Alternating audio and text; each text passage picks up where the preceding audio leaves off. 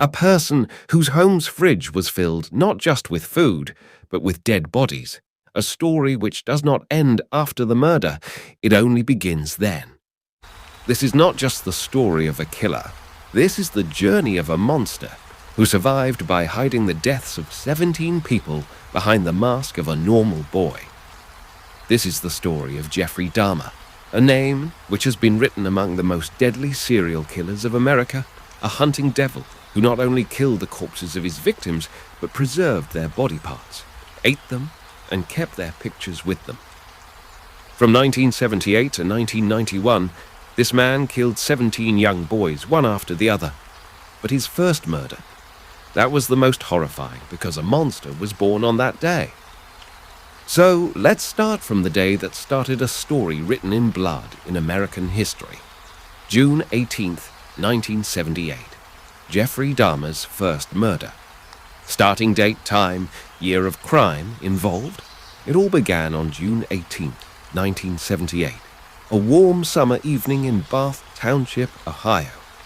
The sun was setting when a young Jeffrey Dahmer spotted his first victim, 18-year-old hitchhiker, Stephen Hicks. Dahmer, just 18 himself, had recently graduated high school, but instead of heading off to college parties or finding a summer job, he drove straight into darkness. At around 5:30 p.m., he picked up Hicks, offering him a ride, a few beers, and a place to chill. By 7 p.m., Hicks was dead, bludgeoned with a dumbbell, strangled and hidden in the basement. This was no accident. It was the beginning of a chilling reign of terror that would stretch over 13 years and claim 17 innocent lives. And that very night, something inside Jeffrey Dahmer broke. Permanently. Who was the killer? The name? Jeffrey Lionel Dahmer. But the world remembers him as the Milwaukee cannibal, a soft-spoken, polite man with a monster hiding behind his glasses. To neighbors, he was shy and quiet. To his victims, he was death itself. He didn't kill for revenge, money, or hate. He killed because he wanted full control. Control over bodies, over life, over death. He lured young men with offers of cash or photo shoots only to murder them brutally. And then, he kept their remains, sometimes for weeks. He wasn't just a killer, he was a collector, a manipulator, a wolf in sheep's clothing. But every monster has an origin. So where did Jeffrey's madness begin? Killer's real name and early life. Jeffrey Lionel Dahmer was born on May 21st, 1960, in Milwaukee, Wisconsin.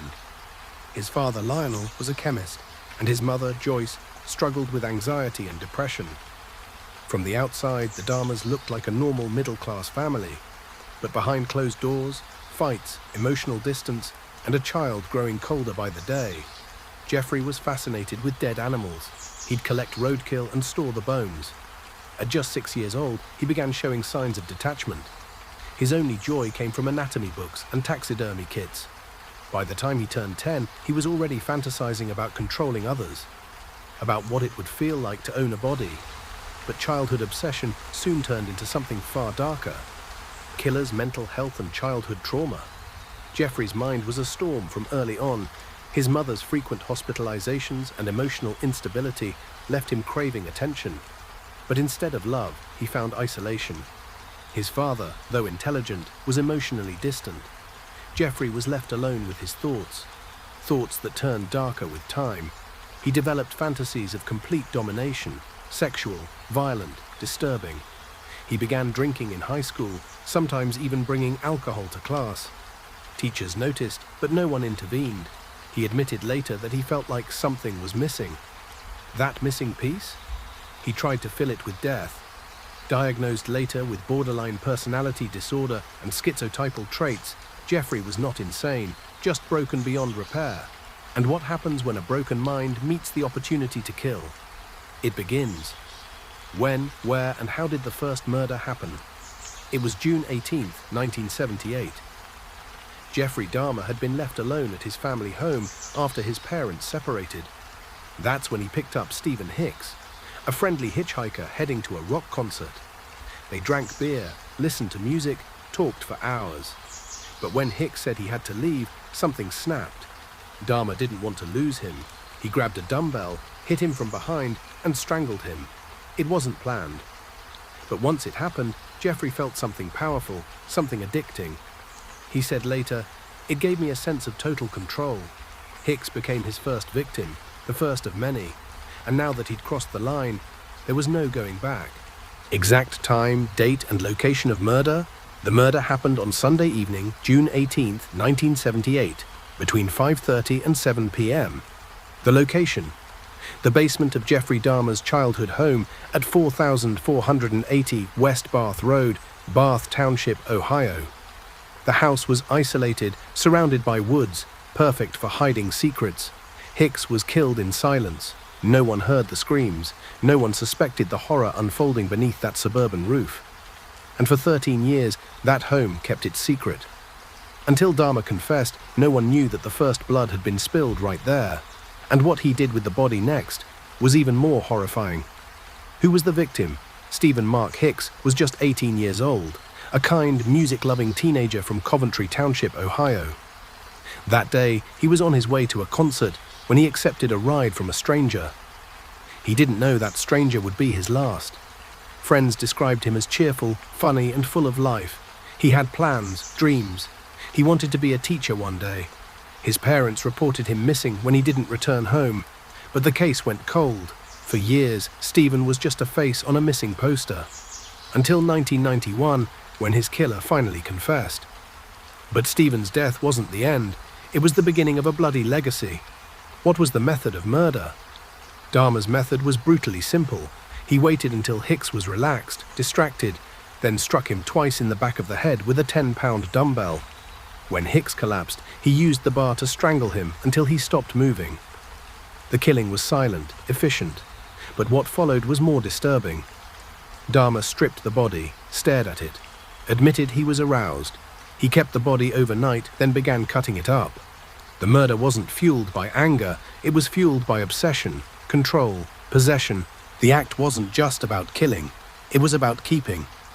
And when the body lay lifeless, Dahmer's real work began. What was the murder planning? Officially, it wasn't planned, but mentally, it was years in the making. Jeffrey had been fantasizing about controlling a person for years. This was just the moment he acted. He didn't have tools ready, just raw impulse. But the way he handled the aftermath showed calculation. He dismembered the body, used acid to dissolve flesh, and crushed the bones with a hammer. It was meticulous. He flushed some remains, hid others in the woods. The cover-up was clinical, precise, like he'd rehearsed it in his mind over and over. It may not have been pre-planned, but it was executed with chilling control. And the way he cleaned up was just the start of his sinister blueprint. What was the look, outfit, and dialogue of the killer at the time of murder? That night, Dahmer looked like any normal teen. Blue jeans, a white t-shirt, and casual sneakers. His face emotionless, calm. But behind that still face, rage and obsession boiled. When Hicks stood to leave, Dahmer's voice was quiet. "Don't go." That was the last thing Hicks ever heard. There was no shouting, no screaming, just the cold swing of metal, followed by silence. Afterward, Dahmer didn't cry, didn't panic. He sat beside the body, touching it, studying it. His face never changed. There was no remorse, just fascination. That blank stare would become the face of America's most terrifying killer. But this wasn't a one-time event. It was only chapter 1. What did the killer do after the murder? Jeffrey Dahmer did not panic immediately after the murder. He hid Stephen Hicks's body in his basement. He sat next to the body all night, sometimes with fear, sometimes with curiosity, and sometimes with a twisted peace. The next morning, he began dismembering the body with a cold mind. He picked up a kitchen knife, separated the limbs, made a plan to put the flesh in acid, dissolved the flesh, separated the bones, and crushed them with a sledgehammer. He put bone fragments into plastic bags and threw them into the wood, flushed the flesh or threw it down the drain, cleaned the entire place with bleach. When his parents returned home, they did not know anything. After the murder, he went to college as if nothing had happened. But that night, Jeffrey was no longer just a boy. He had become a serial killer. But when so much was hidden, did anyone see anything? How did the killer destroy the evidence? Dahmer destroyed everything so cleanly that even the forensic team could not find the evidence even after years. He dismembered Hicks' body and dissolved the flesh with acid. He had made the acid in a container which he had hidden in the basement. When the flesh was in liquid form, he flushed it. The bones were chopped so small with a sledgehammer that they could not even be identified. That bone powder was put into the wood.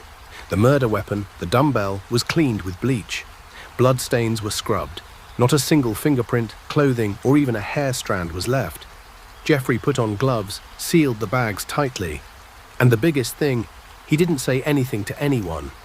An explanation that would shock the mind of a trained killer, not an 18-year-old. But did anyone see anything strange around Jeffrey that day? Or was everyone keeping quiet? Was blood or body parts found at the scene of murder? When Jeffrey Dahmer confessed in 1991, the police investigated his house in Bathurst. But by that time, 13 years later, no physical evidence was found. No bloodstains, no body parts. There was not even the smell of bleach in the basement. Everything had been cleaned up. Even Hicks' flesh, bones, and belongings had been destroyed. Dahmer explained in detail how he dismembered the bodies, dissolved them in acid, and crushed the bones. Nature had done its work in the woods where the bone fragments were thrown. Rain, insects, and time had destroyed everything. The forensic team had to rely only on his words. Everything was over, except for a confession. But was Jeffrey alone at the time of the murder? Or did someone come close to the truth? Killer ne kis kobola, kis ne use deka, murder kebad, Jeffrey ne kisi kobi nahi bataya, na friends ko, na family ko, jab usne Stephen Hicks, komara, tab uske game koi nahitha, uske parents divorce ke process mida awagar kalida, Hicks ko kisi ne dama ke sath jaate hue nahi deka, jab Hicks missing hua to police ne investigation ki par Jeffrey kanaam kahin nahi aya, Dahmer college gaya, fear army me recruit hua, harjaga usne normal behav kia, nakabi confession na koi suspicious act, jab tak 1991 me wo arrest nahi hua, kisi kobi us murder ka idea nahi da, jab usne confess kia to log hayran re gaye, ek shant, akela rechne wala ladka, ek cold-blooded killer nikla, 13 saal tak usne apna raaz, dilme chupa ke raka, lekin sab kuch chup hone kebad bhi. Kia murder ka koi gawa. Who was the witness of the murder? There was no witness to the murder of Stephen Hicks. Jeffrey Dahmer did not plan the murder, but when he acted, he covered it up from every angle. When Hicks was picked up, he was on an isolated road. No CCTV, no traffic, nothing. He went back home and committed the murder in the basement where there was no one. The neighbors also had no idea of any strange smell or sound. At that time, Dahmer's parents had separated. Jeffrey was completely alone in the house. When Stephen Hicks's parents filed a missing report, the police scanned the entire town, but no witness was found. Jeffrey behaved so normally that no one doubted him, neither the college students nor anyone in the army. For 13 years he kept that murder a secret, for which there was no witness, until Dahmer himself confessed in front of the police. Stephen Hicks was just a missing boy, about whom there was no trace. And when no one saw him, then did the killer go straight back home after the murder?